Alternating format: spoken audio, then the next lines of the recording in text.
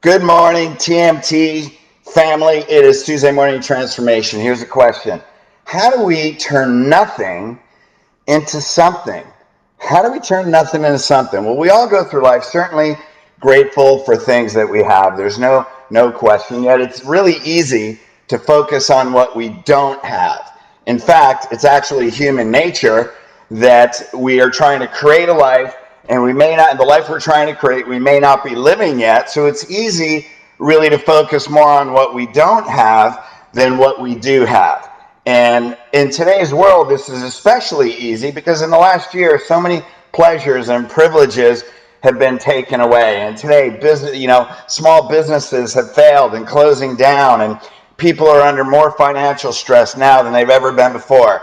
Kids haven't been in school, and now states are finally starting to open up. So they haven't been able to play sports, go to clubs, hang out with friends. So it's so easy to focus on what we don't have. The world has made it easy, and we definitely are living a different life than we've ever lived before. And so really, here's the question. How do we turn nothing into something?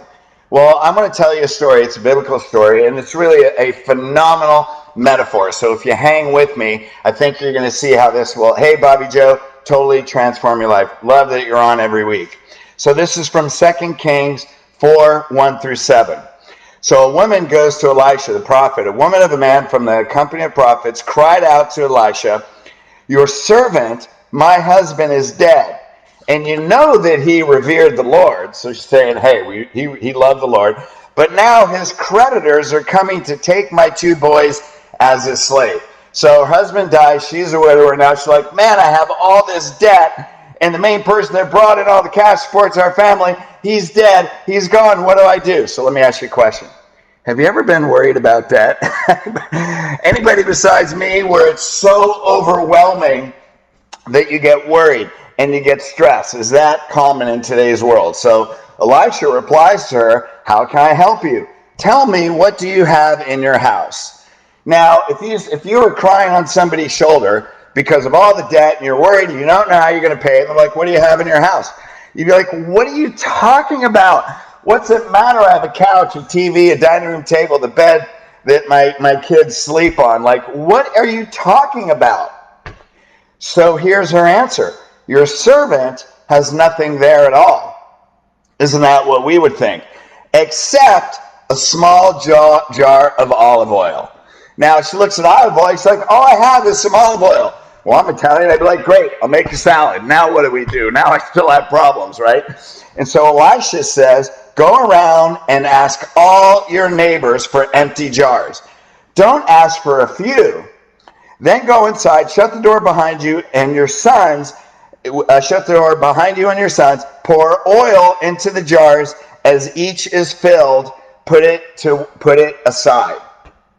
So he's basically saying, don't gather one jar. You only have a small amount of oil. Gather all the jars that you can and fill all the jars with oil. Now, most people go, are you crazy? Right? But what does she do? She goes around and she does it. So she does it in faith.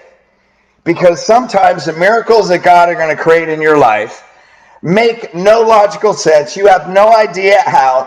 You're crying about all your problems. Yet what happens? We have something so small that could be so valuable. And so what does she do? She leaves them, shuts the door behind her sons. They brought the jars and they kept pouring and pouring and pouring. And what's happening? From that little bit of oil, they filled multiple jars. Every time they tipped that jar up, more oil came out. More oil came out. And when all the jars were full, she said, bring me another jar. And what did they say? We don't have any jars left. The oil kept pouring. It seems like a miracle. See, here's the thing. God provides us with everything that we need today. How do you know that you've always been provided with, see, this is Italian. It's always been provided with everything that you need because you're still here. So you made it this far, so it must be you've gotten everything that you need. Now check this out, because you've probably recited this a million times and never paid attention. From our Lord's Prayer, give us this day our daily bread. Give us this day our daily bread. Does the Lord's Prayer say, give us this day our monthly bread? Does it say, give us this day our yearly bread? Our lifetime bread? No. Why does it say daily bread? Because I believe, and this is my belief system, and I believe this is true, God wants to keep us in present, right? We don't want to stress, project our past in the future, our worries in our past, because that cuts your faith. That puts us into scarcity when we're really abundant. So our daily bread allows us to be faithful. It allows us to be confident. It stops us from projecting our fears into tomorrow, that we know whatever we're doing today, it keeps us present so that we can stay in joy. We can be grateful. We don't have to be in worry and stress and anxiety, because joy, vibrationally, energetically, is one of the most powerful manifesting energies. And that way, when we take action, we can follow divine guidance. And the reality is, we don't just appreciate daily, but when you're present in vertical time, then you can appreciate minute by minute.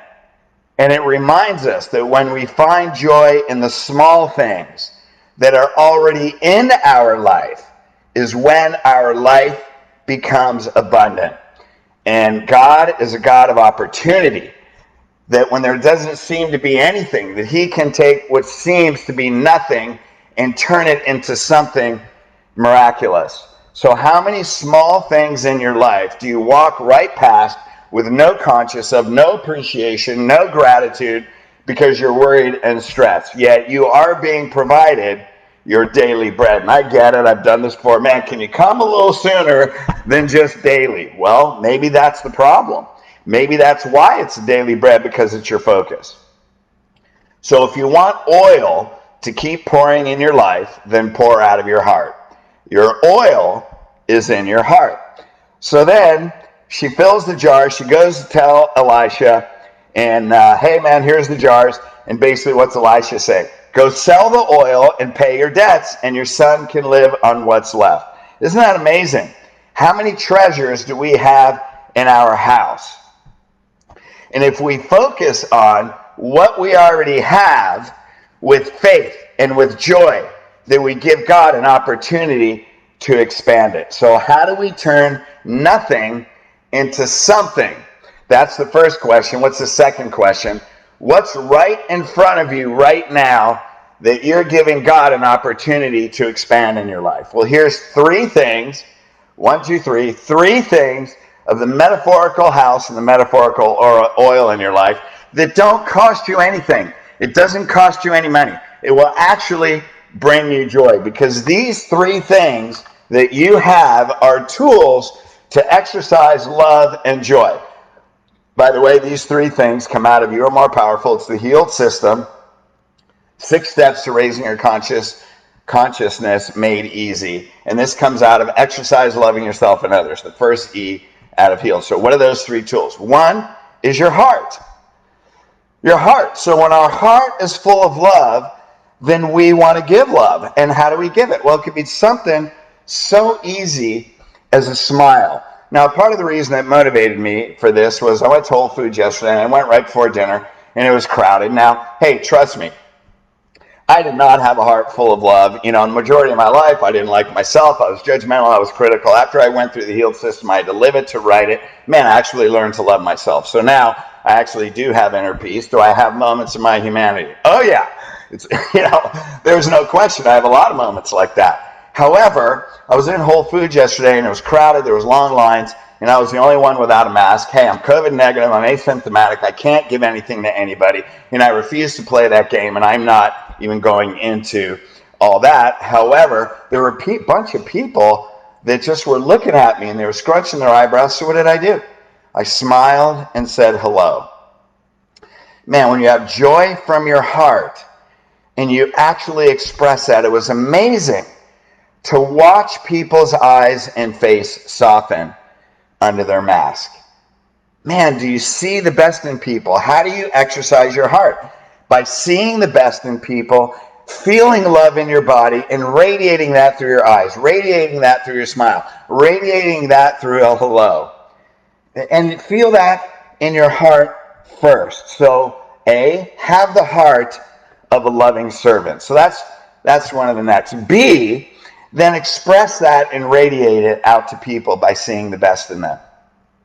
Number 2, your heart, and then number 2, your mouth. This is why it's exercise loving yourself and others, because you actually have to express it. So in exercise in healed system, first, there's a thing called the 3 A's. 3 A's to build quality relationship. Number 1 is attention. What's that mean? Actually make eye contact. I get it. You're saying, that's not your mouth, Fred.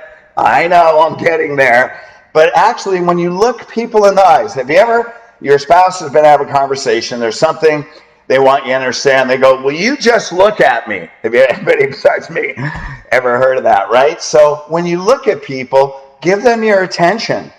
Look them in the eyes. That means that you respect them, you appreciate them. They have your time and attention. Eye contact is so important. What's number 2? The second A, acknowledgement. What's that mean? Acknowledgement is complimenting what people do. So imagine if your perspective was that nobody had to do anything for you. They do it because they're showing appreciation. What's that mean? Hey, your spouse doesn't have to pick up the kids. They don't have to take them to soccer practice or whatever. They don't have to drop them off at school. They don't have to go grocery shopping. They don't have to do anything. They don't have to do anything because there are some people in relationships that they don't. So when you acknowledge what you do, then this is a line from Tony Robbins, you trade expectation for appreciation. So what do? You say, sweetheart, thank you so much for going grocery shopping today. You really make my life a lot easier. You know, is that so hard? You know, so when we appreciate what people do. Now, when you go to a business like Whole Foods or whatever, that employee doesn't have to be nice to you. Well, they'll lose their job if they don't. I know. So the thing is, people have expectation, and when you show, when you acknowledge, like, thank you so much. Hey, thank you for doing that. Great to see you today. It's amazing how people respond and how their face just lights up. They don't have to do anything. So there's 3 statements that will add quality of relationship. And when you add this to every relationship in your life, there's 3 things, and this is a part of acknowledgement. 1, please. So if you have a request, just say please. You know, do you tell your kids, go make your bed? Or you can say, please go make your bed. Like, the kid's probably going to bitch about it anyway, but at least it feels a little nicer. Not only to you, but to them. What's the second one? Thank you. So when they make their bed, hey, thanks for doing that. You know, I was in Whole Foods again yesterday, same day, obviously, and I said, hey, thank you so much for doing that, like checking me out and doing all that. And the person turned to me and looked me in the eyes and said, thank you so much. And then it hit me that I do that automatically, and I'm not claiming to be any different. Look, I went through the healed system, so this has become a habit and a ritual for me to show appreciation and acknowledgement for other people. But it did hit me like, wow, I didn't even realize that I just said that and how much they appreciated gratitude.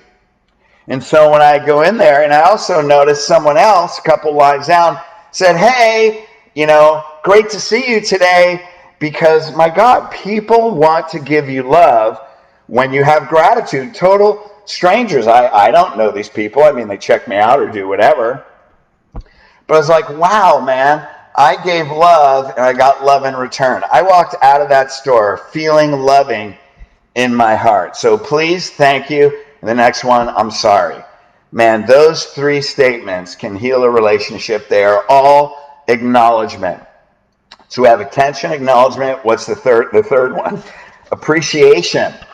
So acknowledgement complements what people do.